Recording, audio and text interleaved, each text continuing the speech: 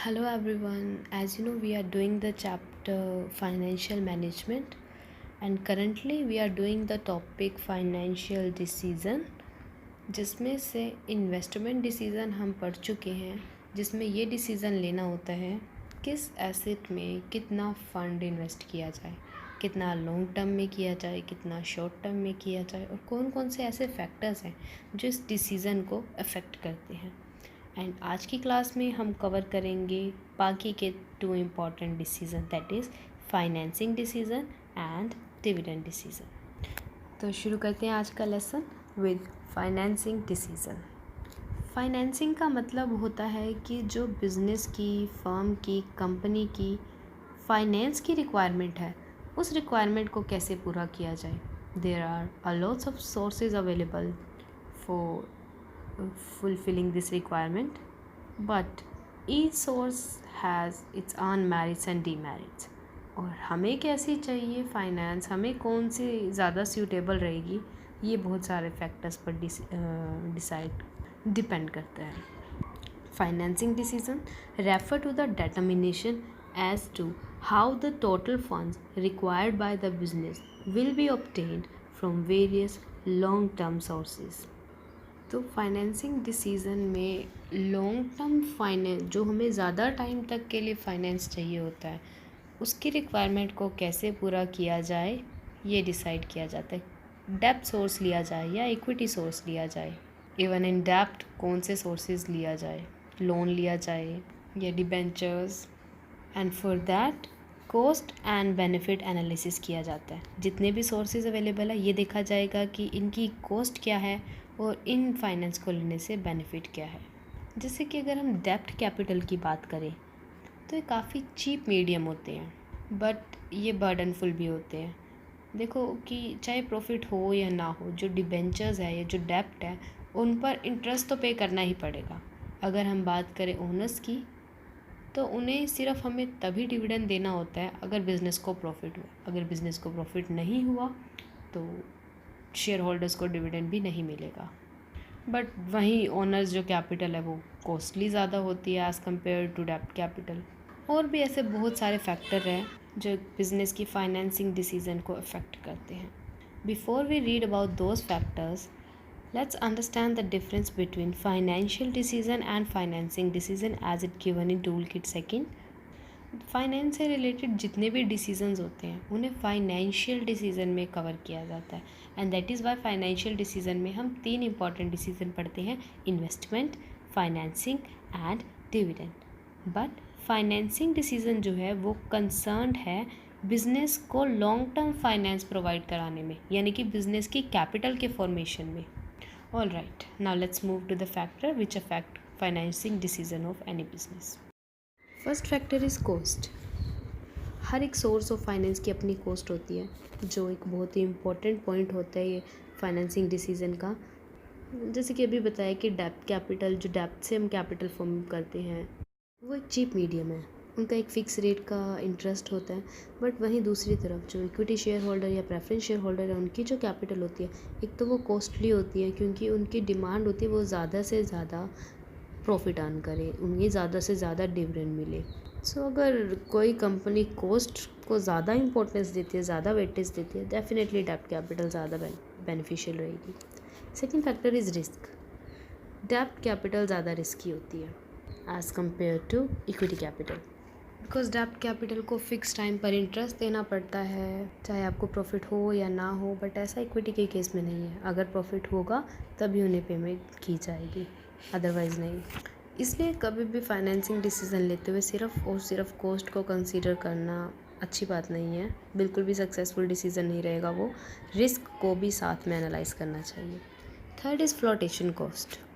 Flotation cost का मतलब होता है जब फर्स्ट टाइम शेयर्स इशू किए जाते हैं मार्केट में, तो रजिस्ट्रेशन का खर्चा, अंडरराइटिंग का कमीशन और भी बहुत सारे लीगल प्रोसेसेस में पैसा लगता है। तो इससे क्या है कि वो कैपिटल बहुत कॉस्टली सी पड़ जाती है। बट अगर हम बात करें रिटेन्ड अर्निंग की, इसमें क्या होता है कि जब भी प्रॉफिट होता है उसका एक कुछ हिस्सा बिजनेस में एक रिजर्व में रख लिया जाता है, तो अगर हम उसे यूज़ करें तो उसमें तो फ्लोटेशन कॉस्ट ज़ीरो है, बिल्कुल ही zero. Fourth is cash flow position. ये डिपेंड करता है कि कंपनी की कैश फ्लो पोजीशन कैसी है। देखो, अगर कैश फ्लो जल्दी आ जाता है, टाइम पर आ जाता है और रेगुलर आता है कंपनी का, तो कंपनी डेब्ट कैपिटल को यूज़ कर सकती है, फिर तो बहुत ही बेनिफिशियल रहेगा। टाइम पर पेमेंट कर सकते हैं इंटरेस्ट की, और रिफ़ंड भी कर सकते हैं कैपिटल को। और तो अगर हम डेब्ट कैपिटल यूज़ करते हैं तो हमें टैक्स एडवांटेजेस भी मिलते हैं, जबकि इक्विटी डिविडेंड पेमेंट में कोई टैक्स एडवांटेज नहीं मिलता। Now look at the toolkit 3, where it is said equity share capital is costlier source of finance। जैसे आपको पता ही है, आप तक कर चुके हैं कि जो डिबेंचर होल्डर्स होते हैं और जो प्रेफरेंस शेयर होल्डर्स होते हैं, इनके रेट्स फिक्स होते हैं। डिबेंचर होल्डर्स को कितने % रेट ऑफ इंटरेस्ट देना है, एंड इवन प्रेफरेंस शेयर्स के डिविडेंड रेट भी फिक्स होते हैं। बट इक्विटी शेयर्स जो हैं वो सबसे ज़्यादा प्रॉफिट लेते हैं जितना भी बच जाता है। ना ही उनकी कोई रेट फिक्स होती है, और कंपनी को कोई ज़रूरत भी नहीं है, मतलब कि इक्विटी शेयर होल्डर की पेमेंट करनी ही करनी है, अदरवाइज़ लीगल एक्शन हो सकता है, ऐसा कुछ भी नहीं है। तो फिर ये इतना कॉस्टली सोर्स क्यों है, ऐसा क्यों कहते हैं? इन्हें इतना कॉस्टलियर इसलिए कहा जाता है क्योंकि जो शेयर होल्डर्स हैं उनके लिए उनकी कैपिटल बहुत रिस्की है। उनको डिविडेंड सबसे लास्ट में मिलता है, और उनकी कैपिटल तो मिलती ही तब है जब जो ये बिज़नेस है, कंपनी है, पूरी बंद हो जाती है। सपोज़ करो कि अगर कोई कंपनी बंद होती है तो मिलेगी भी कैपिटल तब, और सबसे लास्ट में मिलेगी सबकी पेमेंट करने के बाद। दैट इज़ वाई ये बहुत ही कॉस्टलीस्ट होती है, और इसीलिए इक्विटी शेयर होल्डर ज़्यादा प्रॉफिट की डिमांड करते हैं, क्योंकि उन्होंने बहुत रिस्क होल्ड कर रखे हैं, वो ज़्यादा प्रॉफिट डिज़र्व करते हैं, और इसीलिए इसे कॉस्टलियर सोर्स ऑफ फाइनेंस कहा जाता है। It is the most costliest from the point of view of business company, and it is most riskier from the point of view of share holder. Share holder के लिए बहुत ही risky concept होता है। Now let's read the fourth factor which affect financing decision, fifth, that is level of fixed operating cost. Business को operate करने के लिए कुछ कॉस्ट फिक्स होती है। इकोनॉमिक्स में भी पढ़ा होगा आपने, जैसे कि बिल्डिंग का रेंट, इंश्योरेंस प्रीमियम पे, सैलरी पे करना। ये कुछ ऐसे एक्सपेंसेस हैं जो फर्म को बियर करने ही पड़ेंगे, चाहे प्रॉफिट हो ना हो। तो अगर बिज़नेस में ऑपरेटिंग कॉस्ट ज़्यादा है तो बेटर है कि जो फाइनेंसिंग कॉस्ट है ना, वो बर्डन वाली ना हो, वो डेप्ट वाली ना हो। बट अगर ऑपरेटिंग कॉस्ट कम है, fixed operating cost, not, I am not talking about only operating cost, fixed operating cost अगर कम है, तब सोचा जा सकता है कि डेप्ट कैपिटल को ले लिया जाए, थोड़ा बर्डन लिया जा सकता है। Sixth is control consideration. अगर बिज़नेस चाहता है, कंपनी चाहती है कि बिज़नेस को कंट्रोल करने के लिए कम लोग हो, कम हाथों में पावर हो, तो इक्विटी शेयर होल्डर कम रखने चाहिए। Equity share holder are the real owner of company. तो अगर पावर ज़्यादा हैंड्स में डिस्ट्रीब्यूट नहीं करना चाहते, सेंट्रलाइज रखना चाहते हैं, ऐसे केस में इक्विटी को कम प्रेफरेंस देनी चाहिए। बट अगर ऐसा कोई इशू नहीं है तो इक्विटी शेयर होल्डर कैपिटल को, इक्विटी कैपिटल को बढ़ावा दिया जा सकता है। Now look at the tool kit 4, डेब्ट capital, a risky capital. From the point of view of a business, डेब्ट कैपिटल बहुत ही रिस्की होती है। अगर उनकी टाइमली इंटरेस्ट पेमेंट नहीं की तो वो स्यू भी कर सकते हैं, केस भी कर सकते हैं, और उन्हें हर केस में, चाहे प्रॉफिट हो रहा है फर्म को, बिज़नेस को, या नहीं हो रहा, डेब्ट कैपिटल का जो बर्डन है वो तो फिक्स ही है, पे करना ही पड़ेगा। That is why from the point of view of company, जो डेब्ट कैपिटल है बहुत ही रिस्की सोर्स ऑफ फाइनेंस होता है। Last factor which is given in this book is state of capital market. कौन सा फाइनेंसिंग मीडियम यूज़ किया जाए, सब कंपनी के हैंड में नहीं होता, थोड़ी मार्केट की सिचुएशन भी देखनी पड़ती है। अगर मार्केट में बूम है तो फिर क्या होता है, लोग इन्वेस्टमेंट करना चाहते हैं कि लोग पैसा लगाएं, फिर ऐसे केस में इक्विटी फाइनेंस बेटर रहता है ऑप्शन। बट अगर मार्केट में डिप्रेशन वाली सिचुएशन है, रिसेशन वाली सिचुएशन है, ऐसे केसेस में इक्विटी, लोग इन्वेस्टमेंट नहीं करना चाहते इक्विटी में, ऐसे केसेस में लोग डेब्ट कैपिटल को ज़्यादा प्रेफरेंस देते हैं, यानी कि लोन पर अपना पैसा लगाना चाहते हैं। फिर तो उसके पास, कंपनी के पास भी एक यही ऑप्शन बच जाता है कि डेब्ट कैपिटल को ही चूज़ करें। बूम सिचुएशन को बुलिश भी कहते हैं, और जो रिसेशन वाली सिचुएशन होती है उसे बियर मार्केट कहते हैं। Now let's read dividend decision. Dividend decision It refers to the determination of how much part of earning should be distributed among shareholders by the way of dividend and how much should be retained for meeting future needs as retained earning. अब जब profit होता है, profit कब होता है? After making payment to all the expenses of firm, after meeting all the debt capital loans, like उनका interest pay करना।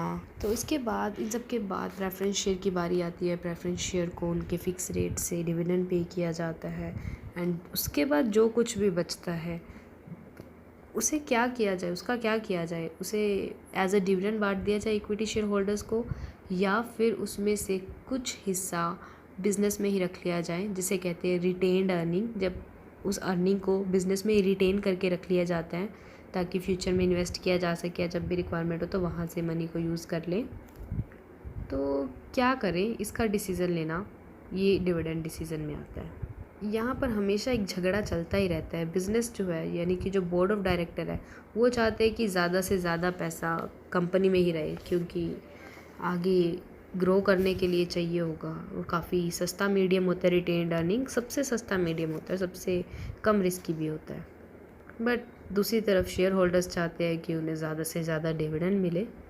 तो ये क्लैश चलता रहता है और इनके बीच में एक बैलेंस मेंटेन करने के लिए एक परफेक्ट डिसीजन की ज़रूरत होती है। एंड एक मैनेजर कई फैक्टर्स को ध्यान में रखते हुए ये डिसीज़न लेता है। And those factors are amount of earning, dividend जो है प्रॉफिट से पे किया जाता है, या जितना भी पहले से प्रॉफिट अक्यूमुलेटेड है, इकट्ठा किया होता है, उसमें से पे किया जाता है। जितना ज़्यादा कंपनी प्रॉफिट अर्न करेगी उतना ही ज़्यादा डिविडेंड भी डिस्ट्रीब्यूट कर सकती है, राइट? तो ये अमाउंट ऑफ अर्निंग पे डिपेंड करता है कि कितना डिविडेंड दिया जाएगा। Second is stability of earning, कितनी स्टेबल है अर्निंग। ऐसा तो नहीं है कि किसी ईयर तो बहुत ज़्यादा अर्निंग हो जाती है और किसी ईयर बहुत कम होती है। अगर कंपनी की अर्निंग स्टेबल है, स्मूथ है, तो ज़्यादा डिविडेंड को, यानी कि जितना भी प्रॉफिट हुआ उसमें से ज़्यादा शेयर ऑफ डिविडेंड डिवाइड किया जा सकता है। ऐसा क्यों करते हैं? ऐसी स्ट्रैटेजी होती है ये भी कंपनी की। सोचो, अगर कभी कभी प्रॉफिट बहुत अप होता है, कभी बहुत डाउन होता है, और हम इस प्रॉफिट के अकॉर्डिंग डिविडेंड देने लग जाए तो हमारी कंपनी की रेपुटेशन बड़ी ख़राब हो जाती है मार्केट में। इसलिए बेटर होता है कि जिस साल ज़्यादा प्रॉफिट हो रहा है ना, उस साल डिविडेंड कम ही बांटो, कुछ पैसा रख लो, ताकि अगले साल अगर प्रॉफिट कम भी हो तो जो हमने रिजर्व में पैसा रखा है ना, उसे यूज़ करके अच्छा डिविडेंड, जो हमने एटलीस्ट पिछले साल दिया था उतना डिविडेंड दे सके। Third is stability of dividends. ये वही पॉइंट है जो अभी मैंने बताया कि डिविडेंड को स्टेबल रखना चाहती है कंपनी। कंपनी नहीं चाहती कि बार बार डिविडेंड चेंज हो, जैसे प्रॉफिट कम हो तो डिविडेंड भी कम देना पड़े। अगर कंपनी चाहती है कि स्टेबिलिटी बनी रहे, तो अगर प्रॉफिट में माइनर चेंजेस आते हैं ना, तो इससे डिविडेंड के रेट नहीं बढ़ाने चाहिए, डिविडेंड उतना ही देना चाहिए। Fourth is growth opportunity. अगर कंपनी के पास ग्रोथ अपॉर्चुनिटी अवेलेबल है, कंपनी को लगता है कि अगर मैंने पैसा यहाँ लगा दिया तो मतलब मार्केट कवर हो जाएगी बहुत बड़ी, या फिर बहुत बेनिफिट कमाए जा सकते हैं, तो ऐसे केस में डिविडेंड को कम डिस्ट्रीब्यूट करना चाहिए और ज़्यादा पैसा एज ए रिटेन्ड अर्निंग रख लेना चाहिए। Fifth is cash flow position. कई बार पता है क्या होता है कि कंपनी को प्रॉफिट तो अर्न होता है, हुआ होता है अच्छा खासा, बट हाथ में कैश नहीं होता। आपको पता ही है कि जो हमारी अकाउंटिंग सिस्टम है वो कैश बेसिस नहीं होती है, एक्रियल बेसिस होती है। इट मीन्स कैश में डीलिंग का प्रॉफिट से कोई लेना देना नहीं है, क्योंकि अब पैसा सेल, क्रेडिट सेल में भी अटका हुआ हो सकता है ना। तो कंपनी की कैश फ्लो पोजीशन कैसी है, ये भी बहुत इम्पोर्टेंट फैक्टर बनता है कि डिविडेंड कितना दिया जाए। अगर कंपनी के हैंड में कैश ही नहीं है तो डिविडेंड कैसे पे किया जाएगा? डिविडेंड तो कैश में ही पे किया जाएगा, right? Next is share holders preference. दो टाइप के इन्वेस्टर होते हैं। एक तो वो जो पैसा इन्वेस्ट करके कंपनी में चाहते हैं कि उन्हें रेगुलर इनकम होती रहे, जिससे वो अपने खर्चे वगैरह पूरे कर सके, एक्स्ट्रा खर्चे। और दूसरे जो होते हैं वो ऐसे होते हैं जो कैपिटल प्रॉफिट अर्न करना चाहते हैं। कैपिटल प्रॉफिट क्या होता है? जैसे कि कम रेट पर शेयर्स को ख़रीदना और जब मार्केट में शेयर्स वैल्यू बढ़ जाए तो उन्हें बेच देना। इससे जो डिफरेंस होता है परचेज़ और सेल के बीच का, वो जो अर्निंग हुई एक्स्ट्रा, उसे कैपिटल प्रॉफिट बोलते हैं। अब अगर आपके मोस्ट ऑफ द जो शेयर होल्डर्स हैं वो रेगुलर इनकम वाले हैं, फिर तो आपको उन्हीं की शेयर होल्डर के अकॉर्डिंग ही चलना चाहिए, उनकी डिमांड देखनी चाहिए। बट अगर शेयर होल्डर्स सेकेंड टाइप क्या है, यानी कि जो कैपिटल प्रॉफिट अर्न करने में ज़्यादा इंटरेस्टेड है, फिर कंपनी की मर्जी है कि कंपनी कैसे देखती है सिचुएशन को, उस अकॉर्डिंग डिविडेंड को डिस्ट्रीब्यूशन पॉलिसी डिसाइड कर सकती है। Seventh is taxation policy. अब जो शेयर होल्डर्स के पास जितना भी डिविडेंड जाता है ना, वैसे तो वो टैक्स फ्री होता है, उनके भी हाफ पे कंपनी को ही टैक्स वगैरह पे करना होता है।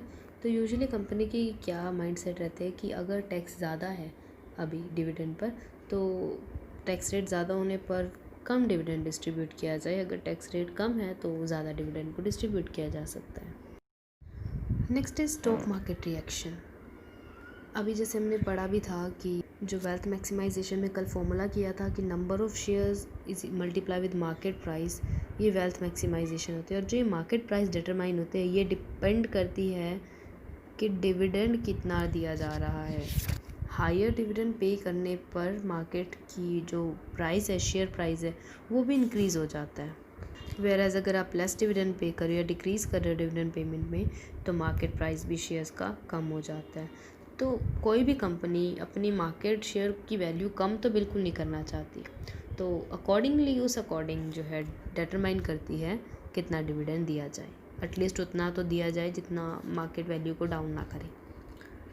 Next is access to capital market.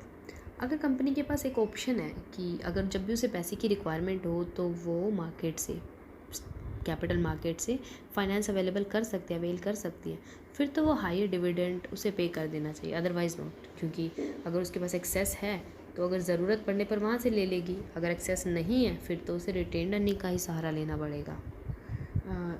Tenth is legal constraint. Company law ने काफ़ी कंस्ट्रेंट्स भी लगाए हुए हैं डिविडेंड को डिस्ट्रीब्यूट करने से related. One of the constraint is कि कभी भी डिविडेंड को पेड अप कैपिटल में से पे नहीं किया जाएगा। पेड अप कैपिटल से पे करना मतलब डेप्ट कैपिटल के लिए रिस्क हो जाना है। तो ये कंपनी रेस्ट्रिक्ट करती है कि कोई भी कंपनी जब डिविडेंड पे करेगी तो वो कैपिटल से पे नहीं करेगी, तो इस बात का भी ध्यान रखना है। एंड सेकेंडली कि जो प्रॉफिट, जो डिविडेंड दिया जाएगा वो प्रॉफिट से दिया जाएगा, और उसके लिए पहले प्रोविज़न फॉर डेप्रिसिएशन बना कर रखना है। प्रोविज़न फॉर डेप्रिसिएशन बनाने के बाद ही ये किया जाएगा। Last one is contractual constraint. जब कंपनी लॉन्ग टर्म लोन लेती है विद डेप्ट कैपिटल, तो फिर वो कंपनी पर कुछ कंस्ट्रेंट भी लगा सकते हैं, कुछ रोक भी लगा सकते हैं, और जिसे कंपनी को फॉलो करना ही पड़ता है। So that's it for today. As a homework, you have to learn all the three decisions, all the three important financial decision, and in case of any problem in any point, you can contact me. Hope you understand today's lecture. Thank you.